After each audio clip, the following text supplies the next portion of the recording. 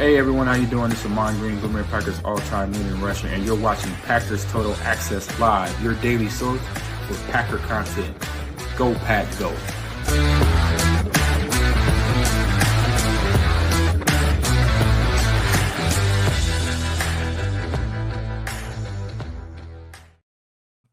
What's up, guys? Welcome to Packers Total Access. My name is Clayton. You can check us out on packernet.com. Find me on Twitter at Packers_access. Email us, PackersTotalAccess@gmail.com. You can text us 865-658-5824. Join alongside Emilio in Tennessee. We got Jacob in Wisconsin on the Minnesota border, and we've got Tim, the GOAT, in here from Green Bay, Wisconsin, here to talk a little Packers this evening. It's funny. We were having a good conversation off the air, just kind of throwing ideas around and talking about what we've seen on the tape and everything. Look down. Oh, crap, we're a minute late. And Emilio's still talking as the intro's playing. I love it. Tim, how you doing, bub? Doing good, guys. Glad to be here. How's it going? Doing good, man. Doing good. Jacob, you all right, bub? Yeah. I wish we could maybe highlight the pregame, like the first 2 minutes before we go live. They're always very interesting. And it's usually Emilio that throws it off at the if you guys can see, like I'm talking like when there's 0.1 seconds on the clock, he'll just throw something in and you're like, you mother. There it is. Every single time. But Emilio, man, we were having a pretty deep conversation there about life and, you know, yeah, we were. I think it would be a missed opportunity if we didn't kind of extend that right here. Just kind of because all it was we were just kind of throwing ideas around about what we've seen on tape, this and that. Sometimes those are the best conversations. So, what's on the forefront of your mind? We were kind of talking a little bit about Javon Bullard. We were talking different concepts, things like that. Talk to me, man. Yeah, my take was like I get the Bullard hate, right? He had a bad game. There's no doubt about that. He made mistakes. He missed tackles, but missed a tackle. But besides that, wasn't too bad there. His coverage was poor, right? Right. The dude's getting dragged. Like I love how we always got to pick one guy, but he's getting dragged. He's getting dragged for having played nickel all week and then gets asked to play safety at the last second. And then we put him in predicaments where maybe he's not, maybe he knows that play as nickel because he remembered it, but he knows the safety play. But, hey, I forgot that, I got to cover, this hash for another half second before I make my play. Putting him in a couple of those positions where he maybe is the post safety, I don't love that. If if you want to double Jefferson or you want to be, quicker to the two on Jefferson, fine. Maybe let Bullard do that. That's when he got roasted on the touchdown before the end of half. In that cover, looked like cover one high, but I feel bad for the kid, right? Because we were happy with him earlier in the year. Evan Williams takes over, took a little weight off his shoulders, so Bullard get that junk out of here. Yeah, I honestly feel like it took a little weight off his shoulders. He's like, all right, let me learn it, get going, and then we ask him to do everything when he gets back, and Evan's not there. So, right, yeah, and the big thing to me, again, I've been very vocal. Bullard had a bad game. I'm not going to say he didn't, but like Emilio pointed out, I think it might have been Jacob and Tim as well yesterday or last night after the game. All week long he practiced to be the nickel, right? I mean that's. So when you prepare all week long, your keys, the checks, all that stuff, that's why when you have to switch to safety mid-game, maybe you're not as confident. And in this league, if you're not confident, you're not going to play fast. And if you don't play fast, your ass is cooked, right. Period, case closed. So it kind of felt like that. It kind of felt like he was a little bit hesitant on where he was supposed to be, when he was supposed to be. That little stop and go that Jordan Addison hit him with, that's a tough look. It looks like he got lazy. It looked like he kind of just settled in. Okay, we're good. Oh, crap, I got to go. You got to keep your head on a swivel. You got to keep those feet chopping. You know what I mean? And he'll learn that. And It was a good play call, good play design, good execution. It does help that Rashawn Gary got choked, face masked, and tackled on that very play and stepping right up into the throwing lane in which he had to use to throw to Jordan Addison. But we won't dive too deep into that today. Let's go around the horn with any of that we just said there. Tim, Jacob, y'all got anything to add to that conversation? I think we knew when we drafted Bullard, we were excited about him playing in the slot, right? Mm-hmm. I mean, we talked about it. It's not his fault he's a linebacker trapped in a DB's body, right? I mean, we know from experience what he brings to the table, and the fact that he can play both in the slot and on the back end is, a positive attribute, but doing that in the NFL is a whole different ballgame. And we got to be patient and give him time. Again, I pointed this out yesterday. He's coming back from injury. There's another factor we need to consider, and let's just roll with it. And hey, we don't really have a choice, right? It's the end of the year. Whoever's available is available. And if it's, playing safety or if it's playing nickel, we got to roll with it and just, hope he improves as he gets more reps. Yep. Jacob, anything?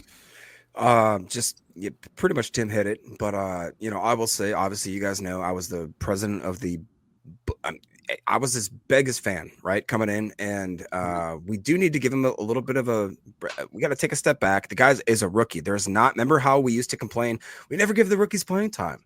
It's like these guys never get a chance on the field. Well, guess what happens when you throw a guy that's out there that's been playing, obviously, in college level? Guess what, man? Everybody here is a freaking beast in the NFL. Everybody. So it's just not. And like Tim said, also he was hurt. Also he's coming off, and I would argue that the slot position in the NFL might be one of the hardest things you ever have to do, and just like have that spotlight on you constantly. I'm going to give him a pass. I know I am partial to him. He is my Brenton Cox of this year, so I'm still not giving up on the dude. I'm going to give him a year. You guys saw what happened to Mr. Cox last year as to this year, so let's just give him a little breath of fresh air, and who knows, maybe as we get into the playoffs and he gets a little more healthy, you may see some splashes from him that you're thankful for. That's the other thing too, the rust, right? Yeah, rust, and then my thing is you're never going to say anything that he did good, right? It's everything he did bad. I mean, how mad are you? Maybe I think he gave up one pass when Zane was still at safety, but how mad were you at his performance? Even if the dude did catch it for 10 yards, how mad were you at his performance at nickel before Zane was out? Like that's where my stance is. And you're asking this kid to do a lot. And again, we know that coming out of the draft, you don't get a lot of time to go through everything. He's not learned. I mean, they picked up everything, new coach, all that. So I don't know. It was a great learning experience. I just hate dragging him. No, I understand that completely. Ron Samble in the chat says, interesting how Matt wasn't quite as impressed with Coop as we were. Makes me wonder if some of the blown coverages on running backs were on him. I did not listen to the presser. What did Matt say? Does anybody know exactly what Matt said? Can I say I was actually a little bit shocked for how vanilla Matt LaFleur is.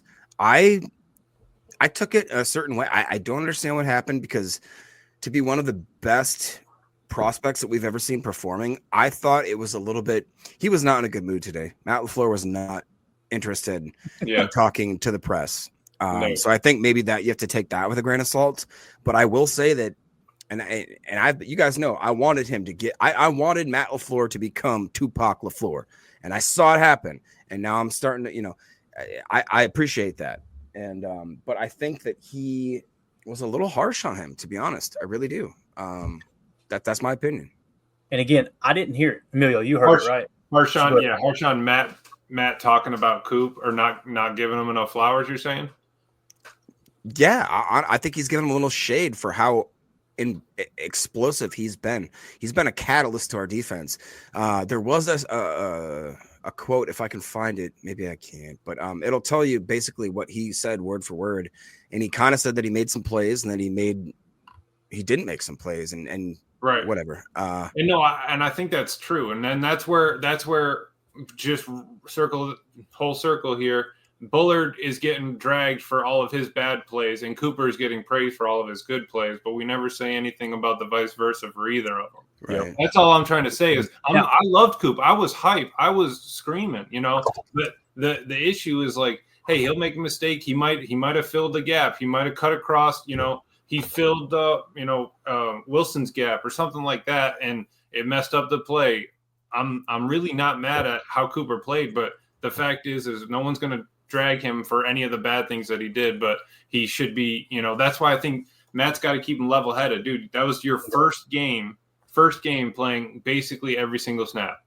You had a good game. That's good. I'm glad, dude. That's good. There's always something to build on, though. There's always something there to that you need to get better at, or that you made a mistake on. Take you back to Matt's quote, right? Wasn't a perfect game, but it never is. And that's across the board, no matter who you're talking about, each week to week, right? It's not fair to have selective outrage, right? Like Emilio's saying, you got to call it like you see it. And if you're going to drag a guy for the negative, then you better be willing to praise him for the positive. What do you guys think about this, Coach, from the comment from Coach Len here?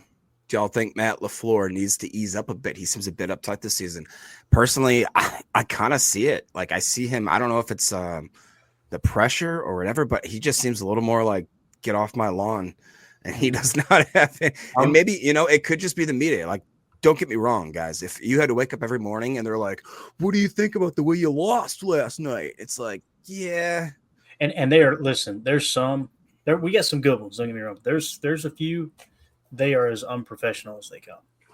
Yeah. It's like if you were one-on-one with Coach LaFleur or insert player and you were standing in the facility, damn well you would not ask that question the way you asked it. Right. You wouldn't, but you're protected. Everything around you, right? And it's okay. We're here as a group, and they're not going to say anything. Now, with that being said, back to the Edgerrin Cooper thing before we switch gears. What you said there on the latter part of your comment, Emilio, was spot on. Did Matt LaFleur drag Javon Bullard in the presser? Did anybody hear anything there? No. I mean, he was saying he's a young guy, kind of makes mistakes, and he needs to obviously learn from them. And Cooper was our best defender yesterday, hands down, in my opinion. And what did he do? He critiqued him. That is by design.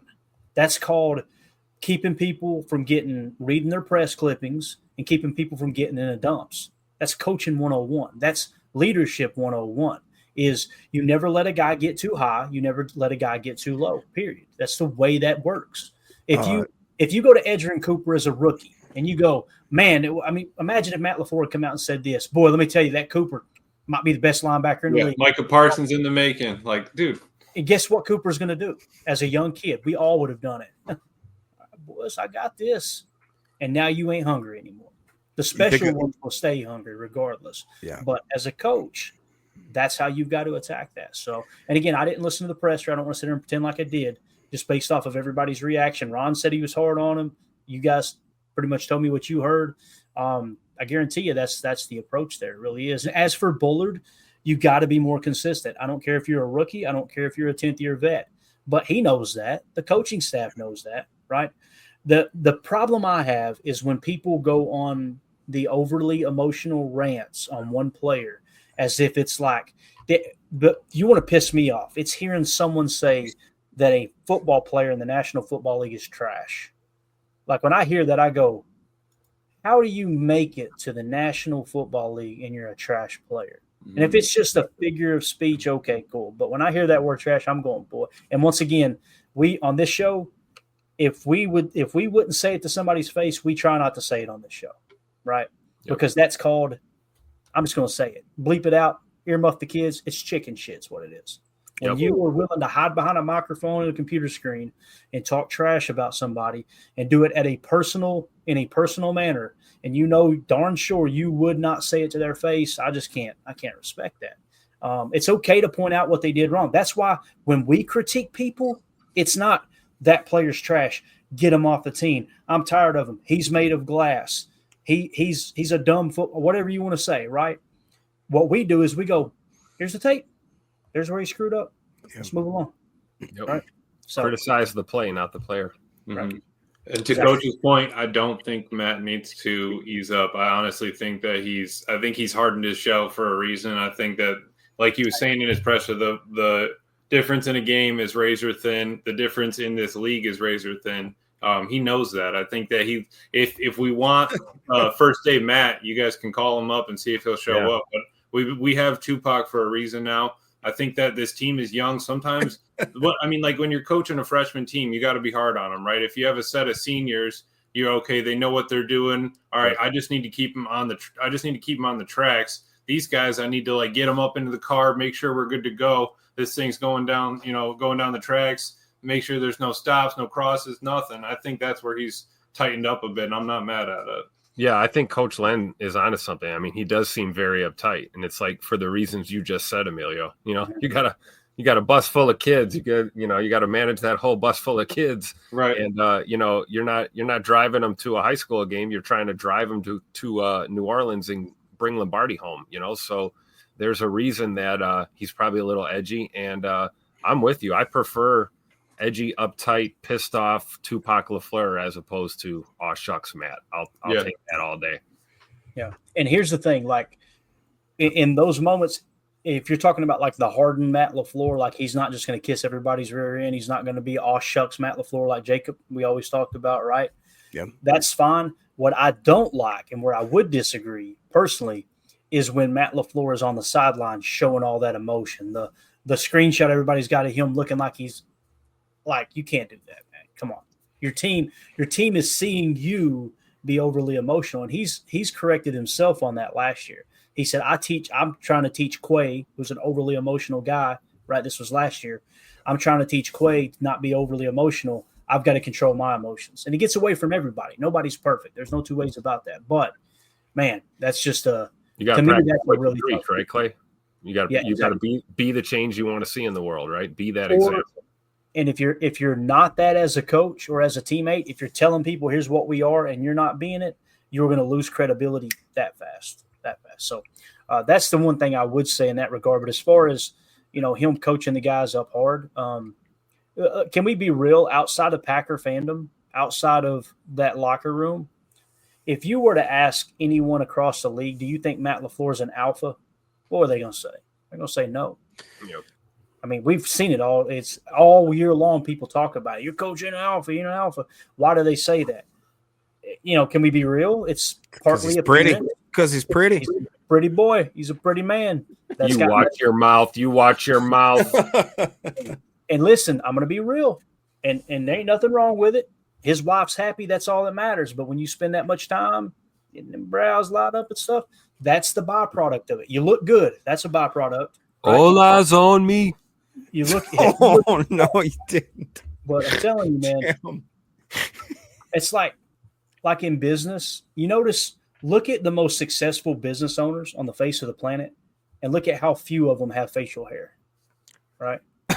You think that sounds stupid, right? That's silly, right? And then Jacob's laughing. I get the full beard, right? I got the scruff, right? Hey, Jeff Bezos, Elon, bro, Tim Apple. Do you know why? Because it has been scientifically proven. This isn't me making crap up. Scientifically proven that people they trust people less if they have facial hair. They trust them even less when you spend that extra time lining that thing up. You know what it says? It says, boy, he spent a lot of time looking in the mirror getting that thing just right. It's a lot easier to shave that off and you're good to go. Sounds silly. I'm telling you, it's a real thing. I've experienced it firsthand. So, the reason I have a beard is because I don't want to shave every day. I'm lazy. I gotta go shave. Let's go, Emilio. Everybody, get out of here. You know what? You're all alone, Clayton. No, I can't, bro. And I went a good significant amount of time. I'm talking about clean shave, right? You'd be surprised how many people came up and had a conversation with me. But when I grow this thing out, man, he's like, when you grow your beard out, you look like an angry redneck. I am an angry redneck. I better shave it off, try to hide that, to be honest with you. Anyway, Jacob in shambles. So true. Let's get back to football. Anyway, it's just we're kind of talking Matt LaFleur, talking leadership, and these are just things I've kind of learned over the years with business and stuff. And it sounds stupid when I first heard them. I rolled my eyes, but it matters. It matters. Jacob will come in here clean shaven tomorrow. Jacob's going to be clean shaven, and he's going to have the old handlebar mustache going. The AFAM. No. Yeah. And I'm going to show y'all my Emilio tattoo as well. Yeah, it's going to be a real good episode. Too old for this with the hot take of the day. Says Cooper was not offside. That's not a hot take. I'm just kidding. He was not offside. There's no two ways about it. We did put this up for a second there, and I took it down. I apologize. So Edgerrin Cooper was the highest graded player on the Packers, according to PFF. Then it was at an 80.1. Then it was Romeo Doubs, 76.5. Jordan Love, 72.3. People were like, how is he graded so high? Stop looking at the box score, knucklehead. Stop looking at the box score. Josh Jacobs, 71.8. Zach Tom, 71.3. Elton Jenkins, 71.3. Look, that's not like over-the-moon great grades for your top 5 guys or top 6 guys, but it's Edgerrin Cooper again, man. And Emilio, I think you hit the nail on the head, man. He's trying to keep Edgerrin Cooper in check. That's what Coach LaFleur's doing. Yeah. Oh, absolutely. You can't let him get too high. And especially if you have a great game, the dude's had a couple of, rookies of the week, all that. That's something we can't let slip away. Yeah. Which reminds me, I'm going to hit on this real quick before I forget. So we got the poll question up. This is going to be a runaway. I knew it would be. Who is your PTA Defensive Player of the Week versus the Vikings? The choices are Edgerrin Cooper, Carl Brooks, Xavier McKinney, Rashawn Gary. Edgerrin Cooper leading the way at 96%. So that one's already in the bag. Now, this morning we did one, right, for offensive player, and it ended in a tie when the stream ended, and now I do not have access to where the poll may have shifted to, which I think it is just a live stream poll. So here's what we got to do, guys. We're the tiebreaker, okay? The leading votes were Tucker Kraft and Romeo Dobbs. So let's go around the horn with it. I'm going to put Emilio on the spot first. Emilio, you got to choose between Tucker Kraft and Romeo Dobbs. Who was your offensive player of the week here against spot?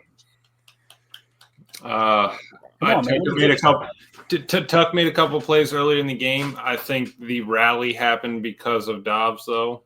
So I think I'm going to give it to Dobbs. All right, there's one vote for Dobbs. Jacob, who you taking, Tucker Kraft or Romeo Dobbs? I might go outside the lines. I'm going Jacobs, dude. I know he had the fumble right away. I swear. I'm just saying, dude. Take instructions so bad. If you take, I'm just telling you. All right. I'm going to give you two options. Pick one, and you pick. It's Jacobs, dude. Come on, dude. He helped. Emilio. Look at Emilio. Dude.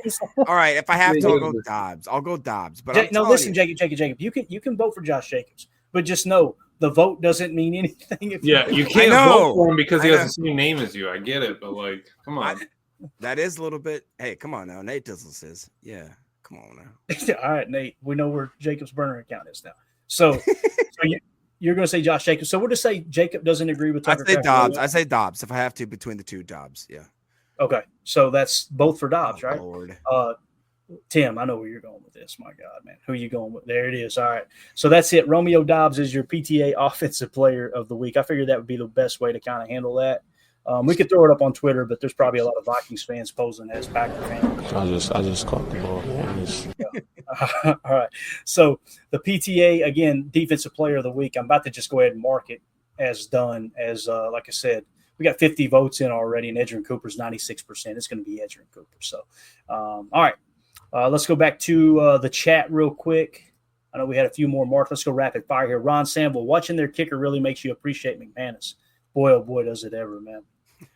You gotta let him kick, bro. we gotta let him kick. Tell him, Clay. Tell him. Man, they don't call him McMoney for no reason. Come on now. It was just tough, man. I hate it. That's probably the thing that I've harped on the most after this game. It's just like, man, what would have happened? What would have been if we just kicked that field goal? You know what I'm saying? It's like the one that got away, Emilio. You know what I mean? I still stand that Matt should have gone for it. I'm more upset about the pre-penalties of the false start on a 3rd and 1, or of we get the first down, Josh Jacobs touchdown. We got a whole it was every penalty we got cost us points or cost us a crucial 3rd down or a 4th down. So I mean we didn't play a clean game and we shot ourselves in the foot. Every mistake was our own.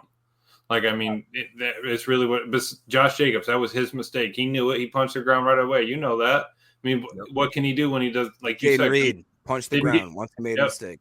Yep. And Clay, after Josh Jacobs fumbled, and then 3 passes right afterwards. Don't even turn around and hand the dude that we've leaned on all season. I mean, that he got us out of the rut when Malik Willis was our quarterback. We watched Malik cook down in Tennessee, in Nashville, because Josh Jacobs was back there. And because we got 9 sacks on defense, we didn't get the sacks, so maybe we got to go back to the run game. I don't know. It's almost like when about playing tight, right? We talked about playing relatively mistake-free with that officiating crew and not getting caught with procedural penalties, nothing extra after the play, these kind of things. And we saw all of that, and it all bit us in the ass. And that's literally what happened. That question got posed earlier in the year, if you guys remember, and it's like, why do we call a different game when Malik Willis is in the game?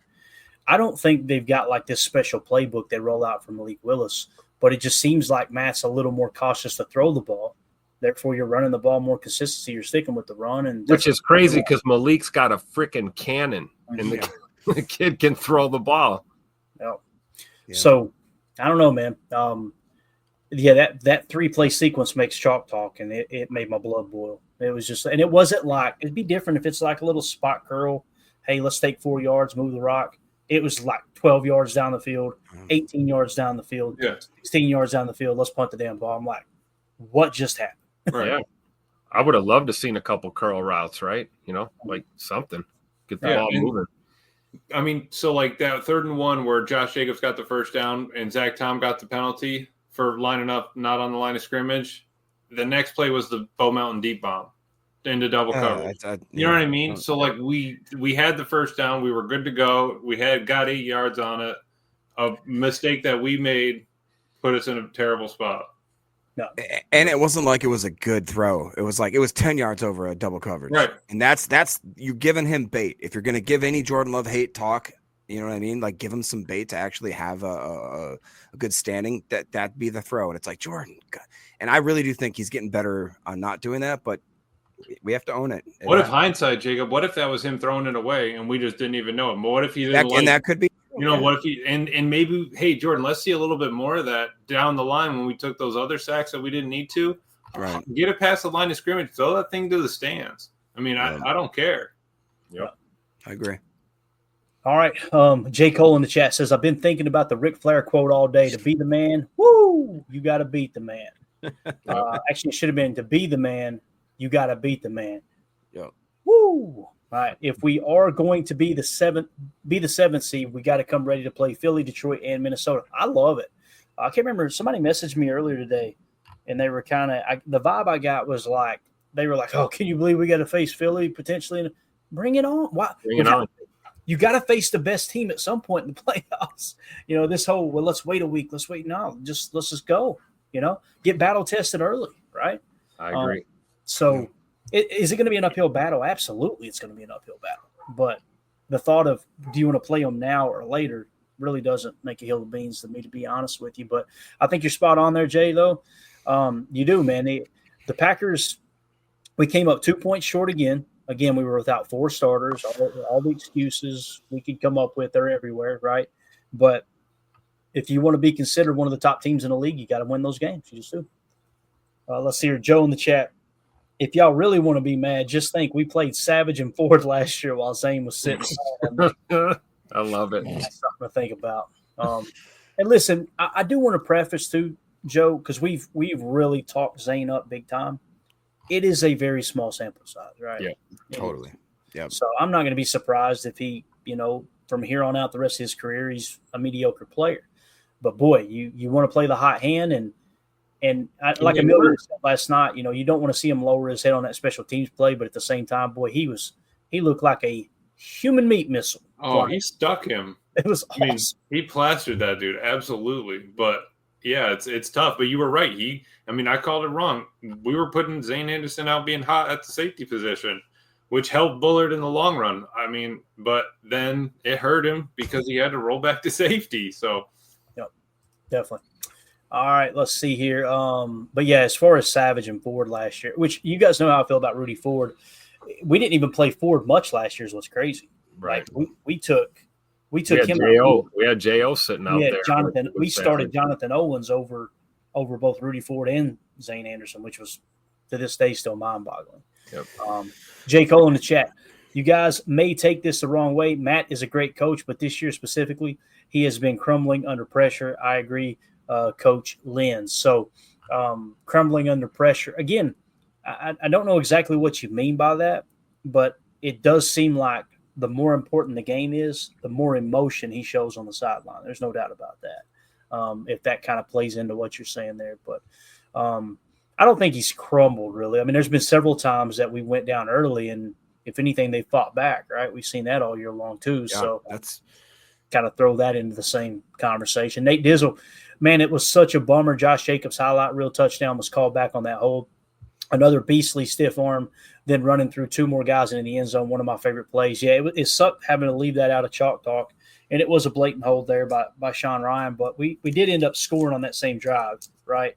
But Nate Dizzle, like you said, though, man, it's I want to say it cost us a minute off the clock, though, something like that, having to take that extra time, and that obviously proved to be a crucial minute. So, yeah, Josh Jacobs would be fine, man. And that fumble, it was a knockout. We all went back and watched it, obviously. The dude made a great job just tackling with one arm, bringing the other one around. His hand hits the ball out. Now, we're going to sit here and say, well, how many how many pounds of pressure was actually on the ball. Was it enough that it should have warranted knocking the ball out? I don't know, but I don't know. You guys, do you have any trouble? You have any problems with his ball security guys after that? Or no? Go ahead, Jake. No, the guy's got 3 fumbles. Just to be clear, though, Coach Len's clearing his name. He goes, I didn't say he was crumbling. All right? Don't put that name in my mouth right there. Sorry, How dare Tim. you? Thank you, Greta. All right, here we go. This is a AFAM. It's going to catch y'all by surprise. AFAM has a negative comment here. Jordan is regressing. I don't know who marked it, but when they're marked, I'm throwing them up here. I did it. I did it to you, AFAM. Shut up. He's not regressing. Stop it. AFAM, the resident Malik Willis stan. Stop it. We know you want him to start. AFAM was Stop it. Pretty sure he was calling for Clifford to start one of those times. Anybody but Jordan, right? Yeah. I think AFM has hair that goes up to here that's purple, and he has a gem in his belly button because he's a troll, baby. He's a troll. Oh, we're gonna give him some. I'll tell you what I'd like to see, man. I personally would like to see a gem in this dude's belly button right here. You know what I'm saying, man? That would take a. I'd like to see what kind of shape that railing's in after that. Supporting all that extra stress. Lots of little pain or something. Greg Rice says AFAM is regressing. Love it. All right, let's see here. Oh, Lord. Greg Rice in the chat also said, how long did it take you guys to recognize Minnesota was playing a lot of man defense, even if LaFleur didn't see it? Wouldn't you think Saleh would have? I'll be honest with you, man. I don't watch the game that way. I just don't. Yeah. I know that the next 24 hours is going to be breaking down tape and watching the game 3 more times. I'll have plenty of time to do that. I try to enjoy the game now, knowing that since we started doing the pod, I have to dive into the tape really, really deep. So now when I watch the game, I just try to kind of enjoy the telecast a little bit. That has changed over the last year and a half for me, for sure. So I didn't notice. I didn't look up at any point going, man, they're playing a lot of 2-man under. Did anybody else here?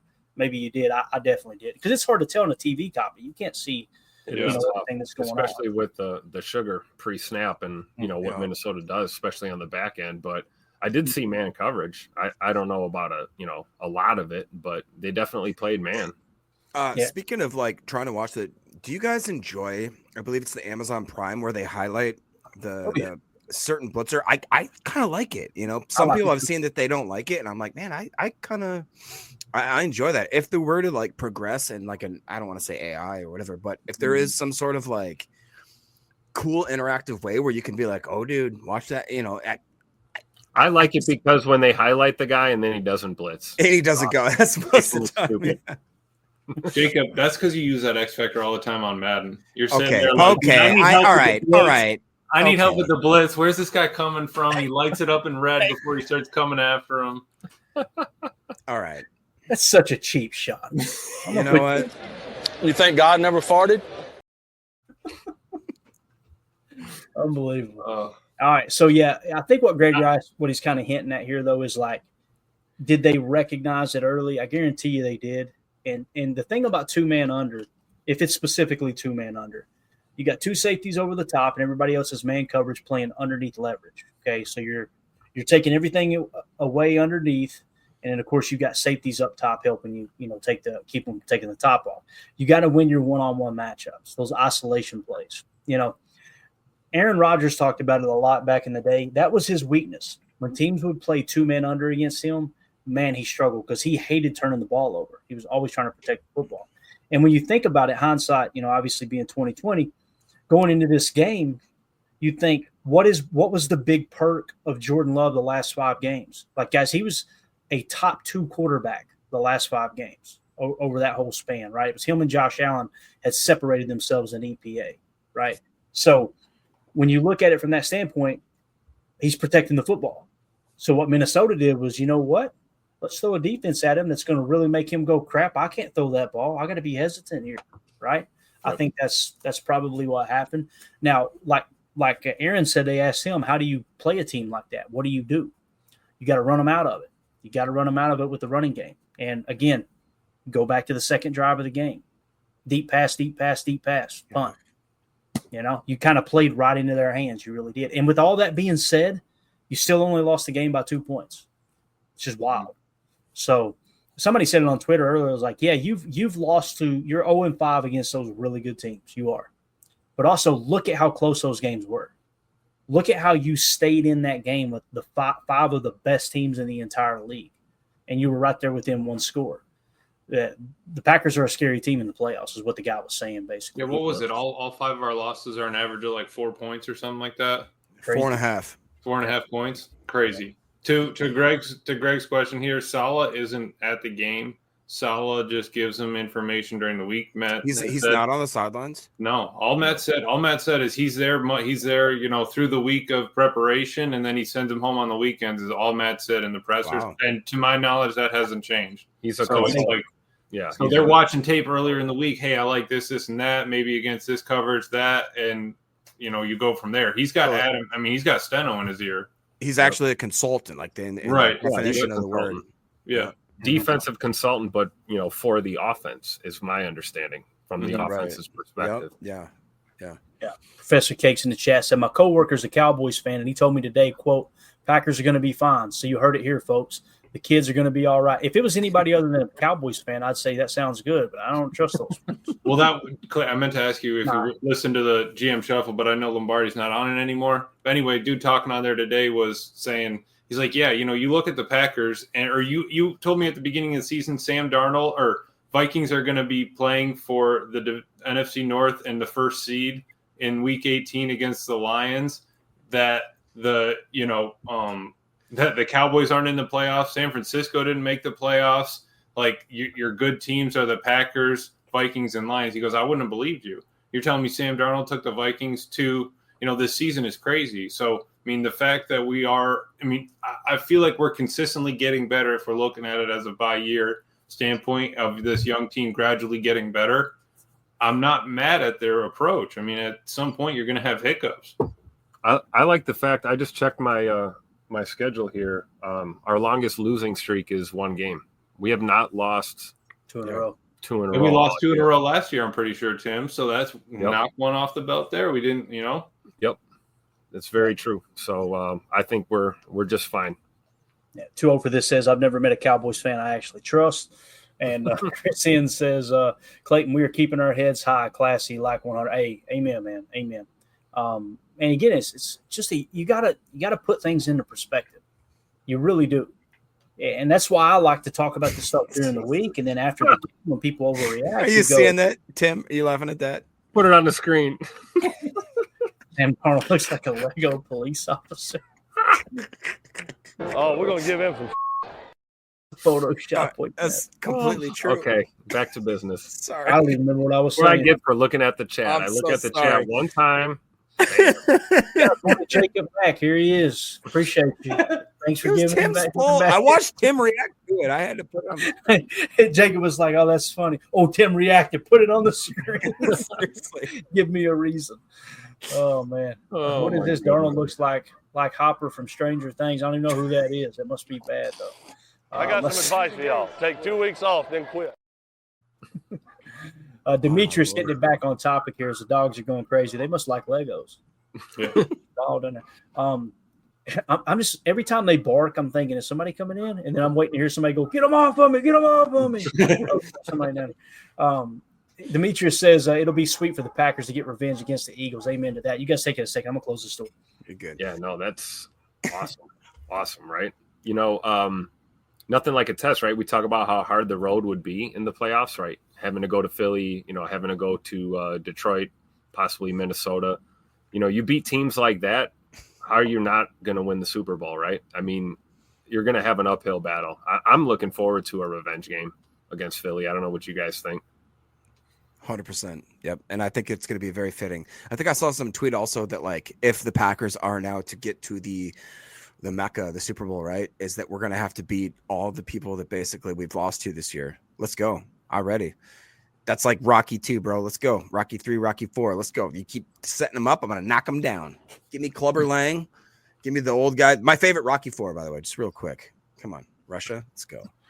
I think I've only seen one Rocky start to finish. It was Rocky 1. Yeah. Well, all right. And I love boxing. Well, I'm not going to. Kind of might drop in. Yeah. All right, there you go. Too old for this says, is it legal to tackle a dude by the beard? I believe so. Yes, it is. Yes, it is. Same with dreads and ponytails. Clay got pulled down a couple times. We'll say this, though. If you were to grab someone by the beard, I think there's a decent chance that you get called for face mask when it's not actually a face mask. Like the officials, I think you grabbed the face mask. And, of course, God forbid we be able to review a penalty, right? I mean, that's just going to make the game way too long. Make me want to – never mind. All right, let's move it along. Yeah, Matt was going off about the blocks too, but we don't need to get off on that tangent. But he was putting his foot down on that too. For everybody online calling out Tucker for clipping their DN versus Harrison Smith cutting Myers or whoever it was out there. Mm-hmm. But he was cut him. That was not cheap. That was not what. The Tucker Craft block. The Tucker Craft. Oh no, that was legal. No, it wasn't. But it definitely the one that they called Harrison Smith for definitely was not a penalty. I think that's the argument, right? Yeah, I can go. But it's also two different plays, and that's where Matt's like, dude, Brenton Cox got his knees taken out. So did Mosby, I think, and so I'm pretty sure Rashawn did. Like, it's part of the game. He's like, I want to see somebody. If you guys are really complaining about it, make a strike zone. He brought up this. He goes, well, somebody's safety has been running around just trying to take people's knees off. Like, yeah. Is that Kirby Joseph? Is that who he's trying to say? I think so. Yeah, he was like, I'm not gonna, but like, you got guys over around here, and you got a wide receiver coming across the field. How are you gonna let them hit him below the knees? Like, that's legal, and then say that the block isn't or another. He's like, if you guys want to talk like that, put a strike zone from the knee up, neck down. I think that's the only way to do it. And I'd have to look at the rules whether or not that Harrison Smith was technically a penalty or not. I know they do have some funky rules there. Specific situations where if a defensive player does go low like that below the knee, then obviously they're trying to protect the offensive player more than the defense. That's just kind of a common thing here, right? For sure. So it's going to continue to go in that direction, in my opinion. It really is. So for those of you listening on the pod, that's going to do it for hour one. Sorry, this was a crap show. We'll try to be better in hour two. We'll see you on the other side. Appreciate y'all.